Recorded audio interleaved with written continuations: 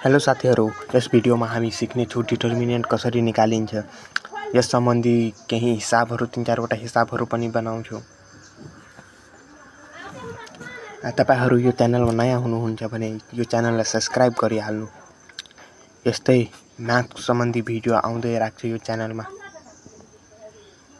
अब हामी भिडियोतर्फ जाँदैछौं र सुरु गर्दैछौं। हामी म्याथमा चाहिँ ओपीटी म्याथमा दुईटै म्याथमा लेख्दाखेरि सुरु हामी समाधानबाट गर्छौं। योमा हेर्न राम्रो लाग्छ र त्यो सेम टु सेम मैले सारे।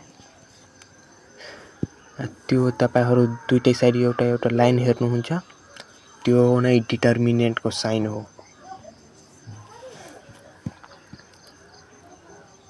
दुईटै साइड योमा पनि डिटर्मिनेन्ट दिए। अब डिटर्मिनेन्टको फर्मुला लगाएर यो डिटर्मिनेन्टको फर्मुला लगाएर हुन्छ 6 * 7 - 4 * यो -3 छ भने -3।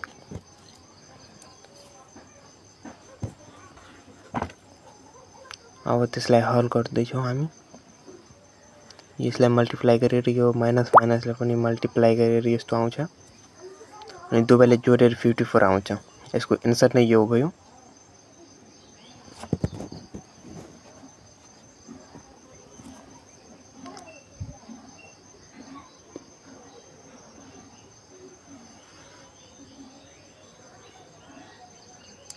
अब हामी अर्को दोस्रो प्रश्नमा जाँदैछौं।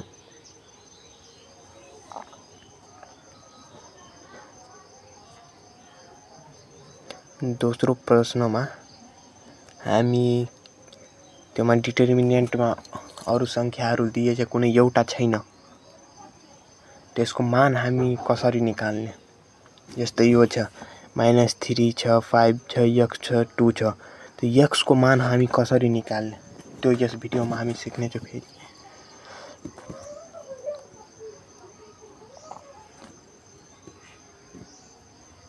यसको क्वेशन छ डिटर्मिनेन्ट -3 5x2 = 9 भए x को मान पत्ता लगाउनुहोस् भनिएको छ। फेरि योमा समाधान लेखे।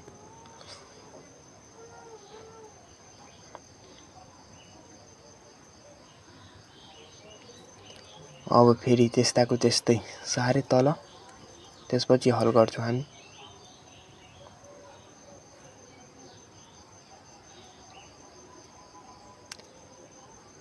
अब योमा पनि हामी डिटर्मिनेन्टको फर्मुला लगाएर त्यस्तै माथिको जस्तै फर्मुला लगाएर योमा पनि क्रस मल्टिप्लाई जस्तो हुन्छ। यसलाई पनि -3 * 2 -6 हुन्छ। फेरि -5 * x 5x = 9। 5x लाई त्यो साइड लगे र 9 लाई यो साइड लगे त साइन चेन्ज हुन्छ। -6 - 9 = 5x।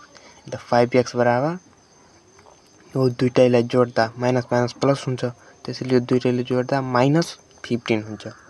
अनि x यो साइड राखे, त्यो साइड 5 यो साइड मल्टिप्लाइमा थियो, त्यो साइड डिभाइडमा जान्छ अनि x बराबर -3 हुन्छ। यसको आन्सर नै x बराबर -3 भयो। x को मान -3।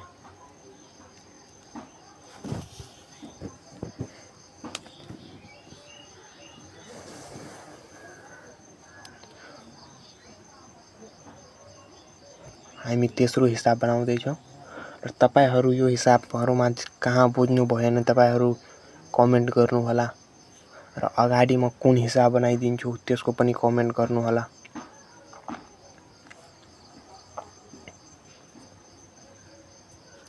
अनि यो तेस्रो प्रश्न हो। योमा p = 5423 र q = 708 - 5 छ।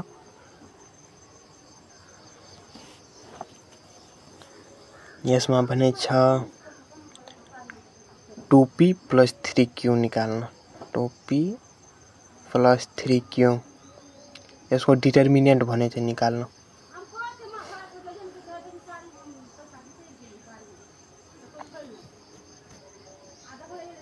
योमा पनि पहिला समाधान लेख्यौ।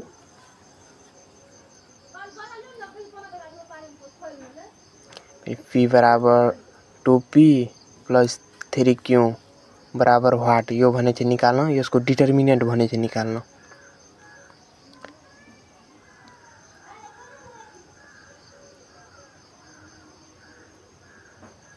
यसको डिटर्मिनेन्ट भने चाहिँ त्यो डिटर्मिनेन्टको साइन दिइहाल्नु होला।